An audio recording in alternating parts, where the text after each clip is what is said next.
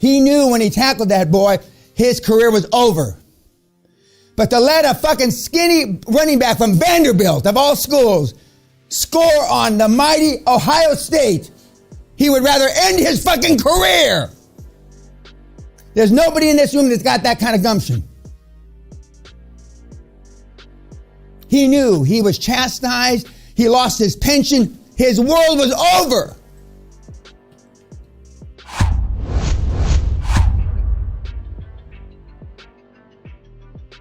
You are a cunt. And when I say cunt, it means a coward. If you guys as a group, or groups that have been here for many years, were more, I hate to use the word manly, but it's the only word I can think of. Gals, forgive me. More manly, you wouldn't be in here. Does everybody, I know English isn't everybody's first language. Does everybody just understand what I just said? If you had a pair, there's a saying in the army, the military, sound off like you had a pair, Pena. Sound off like you had a pair. Does everybody understand what that means? Sir. A pair of these. You wouldn't be here. And who do you have to blame? The whole seminar is going to be, in a word, mommy and daddy. 3 words, mommy and daddy. I said last seminar, and I took a bunch of shit from it for it, which I don't really care. Why do you think Jocko is so fucking popular? I said it last night, and some of you didn't even know who I was talking about. Because he is one of the few guys on the internet, podcasts, that kind of thing, that acts as, looks like a real man. Now, the definition I get back from the snowflakes, well, what does a real man look like, Mr. Pena? Certainly not you, cunt, if you got to ask me. But I just got an invitation, which I spoke at Oxford. I spoke at University of Pennsylvania. I spoke at the Naval Academy. Some great places. But I just got asked to speak at the Los Angeles Police Department, LAPD, which I'm told are big fans of mine, and which will undoubtedly be a no-holds-bar type talk. Of course, all my talks are no-holds-bar. No-holds-bar. I wanted to remind myself of this. This was announced 2 or 3 days ago. Payroll, this is America. And when America sneezes, everybody else gets a cold. Does everybody understand that? America, interest rates, everybody else follows. Everybody get that? U.S. payroll gained 266 trounces forecast. Unemployment rate falls 3.5%, matching half a century low. The unemployment has not been that low for over 50 years. Like or hate Trump, they're the best numbers of our lives on jobs. And they're trying to throw him out of office. Do you realize if he gets impeached, which he is, but if he gets thrown out, do you realize he can run again? Do you understand that?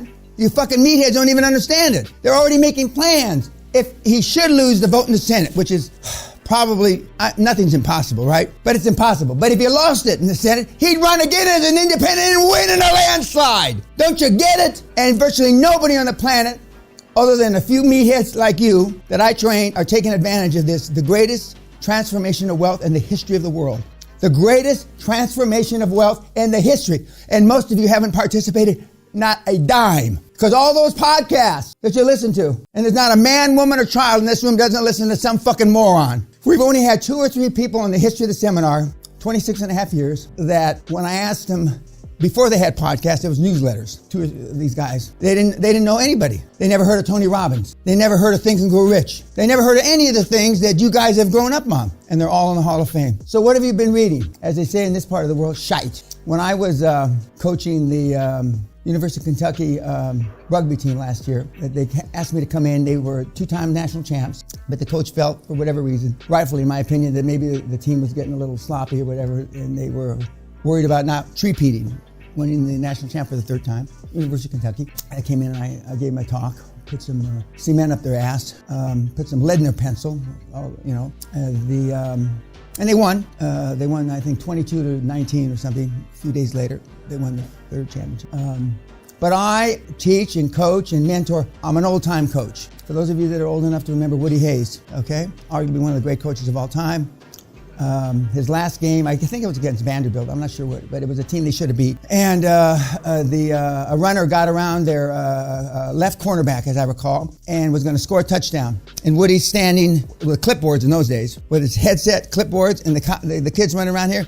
He took his headset off, threw it on the ground, to his clipboard on the ground, and tackled him himself. He knew when he tackled that boy, his career was over. But to let a fucking skinny running back from Vanderbilt, of all schools, score on the mighty Ohio State, he would rather end his fucking career. There's nobody in this room that's got that kind of gumption. He knew he was chastised. He lost his pension. His world was over. There's some things worth dying for. He didn't physically die.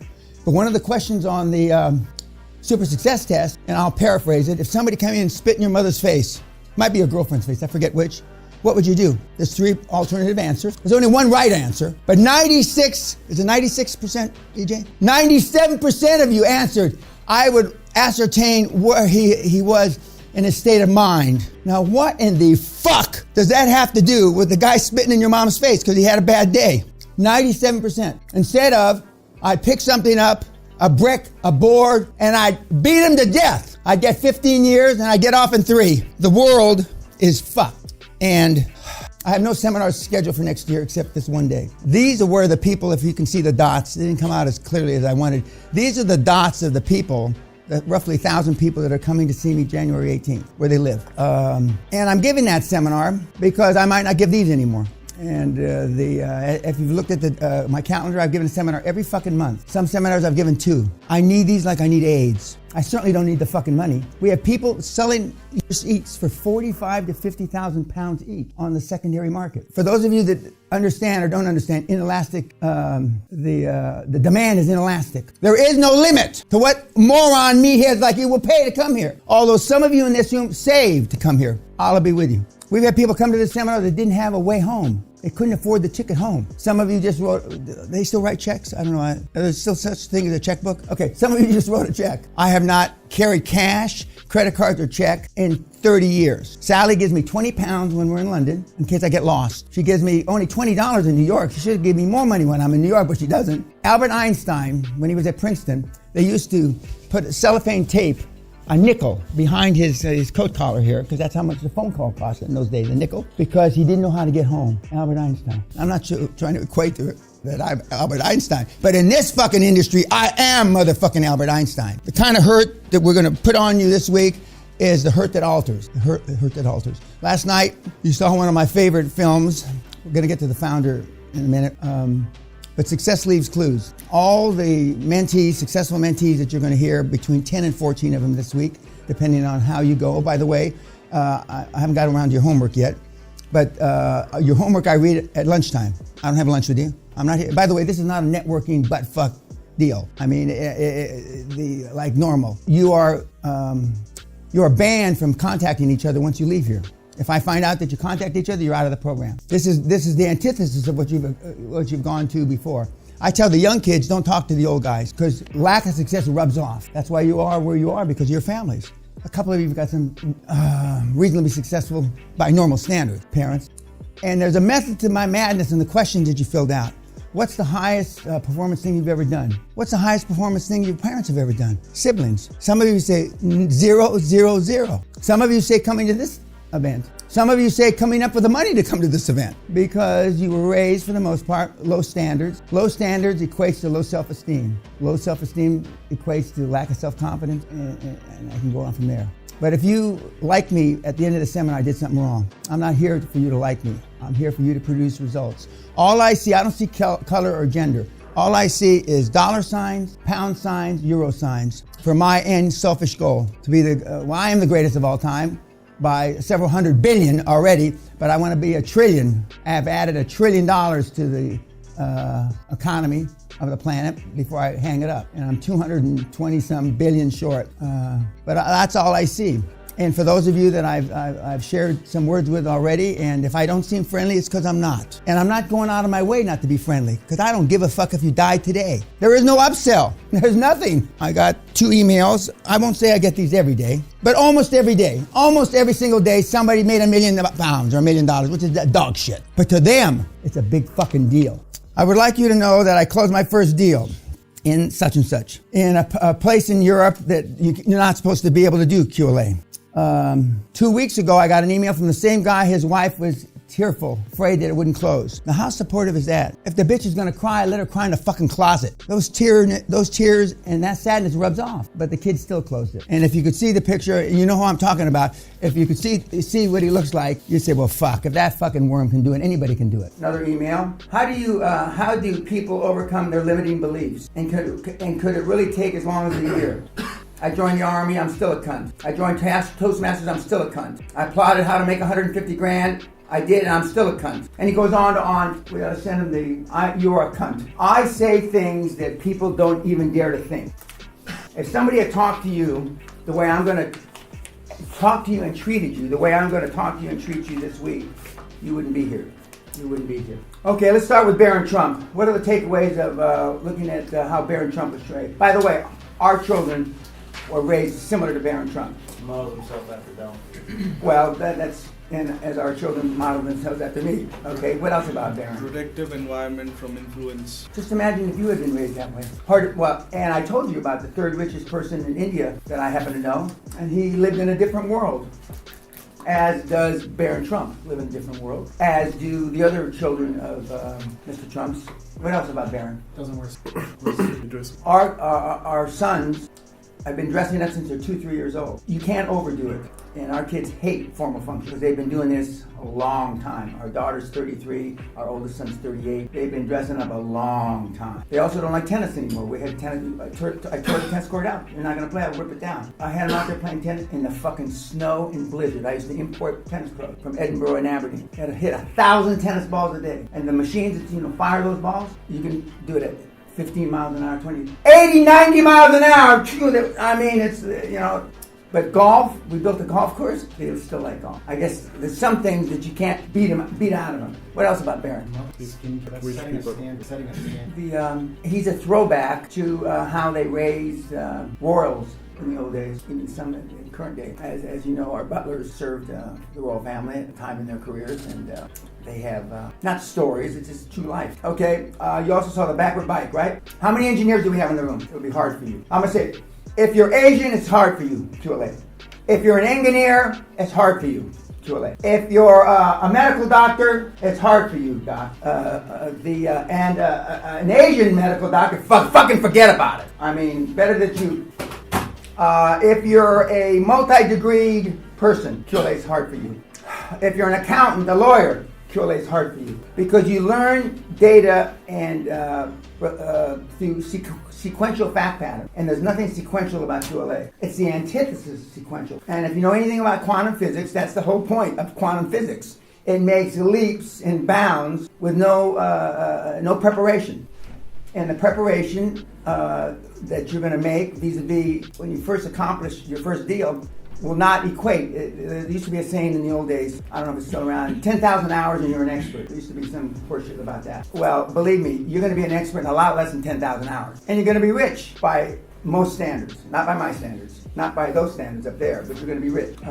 By most standards, if you're worth, $5 or $10 million, you're considered well off. Who the fuck made that standard? None of your families. Bruce Whipple's great, I think there's one more great-grandfather, signed the Declaration of Independence. So he comes from some line of something. But on the other side, Bruce, I'm going to tell everybody, his other grandfather, the same, was a robber, thief, rapist that shipped slaves from West Africa to the colonies. So he's got, obviously, two distinct sides of his family, and most of us do. My family's not dissimilar.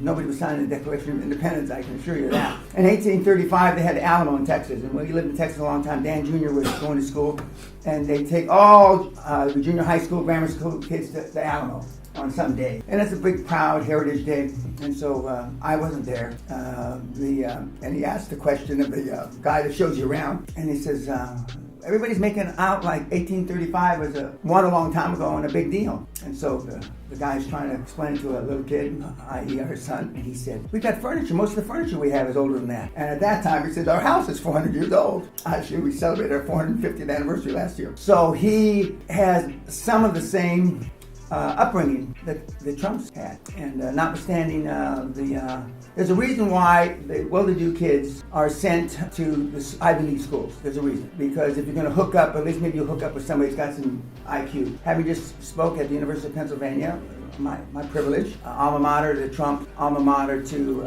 Elon Musk. Benjamin Franklin was the founder. But my favorite alumni there was Doc Holliday, the dentist, gunfighter, murderer, buddy of Wyatt Earp. He went and graduated from the dental school, University of Pennsylvania. To add some color, although he's on the alumni site, but nobody ever talks about him. In fact, I may be the first guy to ever mention him in the big hall. What are the takeaways from the backward bike? Other than we tried it and nobody in this room could do it. I assure you, that's right. That's absolutely right. And what about the kid being able to do it in much less time And that's why kids do better. He doesn't have any prejudice. Pardon? He doesn't have prejudice. No, he doesn't have prejudice, he doesn't have baggage, and he doesn't know that the bike isn't supposed to be driven that way. And that's why it's much easier to teach a kid foreign languages than adults. Correct. He's Correct. going to work on multiple things at once. The engineer wants the one thing next. An engineer, the car would never get off the assembly line. The plane would never take off. There's always one more thing to do. Okay, and then the founder, the historic Ray Kroc, who I never met. He's one of the few icons that we're going to talk about that I didn't personally meet. The founders of McDonald's. What are the takeaways? Yes, sir. Persistence and determination. Now, there are other gurus that say that, right? Persistence, determination. Some even say focus. I don't know how many say laser beam focus like I do. But they also tell you, or implicit in their work, especially if you buy more of their product, is you can do it, which is a lie. You can't. Meaning a vast majority can't. Everybody that comes to the seminar since we started it 26 and a half years ago, in 1993, is much better off. Some are billionaires. Some have created tens of billions. Some have created just a few hundred million, which sounds pretty good to most people. But when you bring the guys that have created 400 or 500 million back, they all have the same regret. They could have done so much more. Why didn't you keep your foot? I was saying I have one foot up your ass and I have one foot on your neck. Why didn't you keep beating me more? 100% of them say the same thing. Because when you figure out how easy it is, and it's the only game in town that you need no money. For those of you that have a few shekels, a few bucks, and your cash flow, free cash flow, doesn't quite meet debt service, and you're 50 grand, 100 grand short, you just can write a check. But that's not what the seminar is about. The seminar is when you have no money. Like this kid I just read the email from. What else about the founder?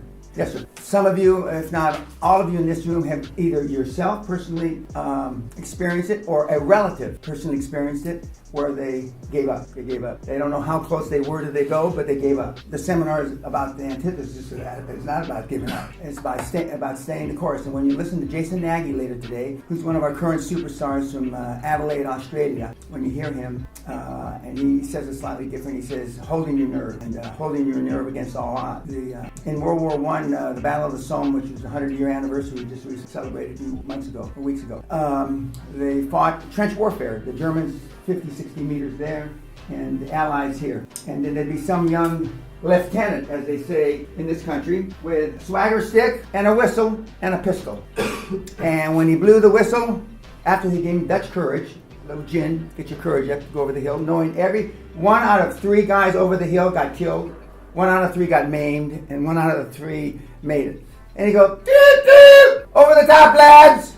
We'll just take you 3. One's going to be dead, one's going to be maimed for life, and one's going to luck out. How do you instill the confidence in these 3 meatheads? Training, and confidence in the system work. That's what this program's all about. We know 1 degree above a chimpanzee fucking can do this. And I keep a picture of Forrest up here to remind me. Now, I didn't have now Forrest is a fictional entity, but I've had people with 80 IQ make hundreds of millions. And I've got a guy with 180 IQ that only made tens of millions. So IQ's got nothing to do with this program. Fortunately for all the fucking meatheads on YouTube and the people that are in this room and that have been in this room. Okay, what else about Mr. Kroc? Yes, sir. Affirmations on his record player? Mm-hmm. Well, affirmations have been working for athletics for 1,000 years or more. Elway, the famous quarterback for the Denver Broncos, dreamt since he's 6 years old of throwing a touchdown pass in overtime to win the Super Bowl. What he didn't realize is it was going to take him his 3rd Super Bowl because he failed the first 2 times around. And we've had kids, and I call you all kids because I'm even older than to be your father, grandfather. In a couple of cases, I might not be old enough to be your father because we have a couple of ancients in the audience. But affirmations, and the last day, the last night before the last day, or the penultimate day, as they say here in Britain, when we spend time on affirmations and writing them. And I don't much care for President Obama, but one thing I do have to take my hat off to him vis-a-vis him saying when he was 19, 20 years old, I'm going to be the first black president. When he said that, I mean, he was talking shit. And what you've been taught to do is not talk. Muhammad Ali, before he was ever, when he was Cassius Clay, was talking, I'm the greatest, right? Well, most of you don't remember that. But you've been taught just the opposite. Anything else about, yes, sir? Able to take re-articulate wordsmith, make it evolve. Stores everywhere, like crosses, flags.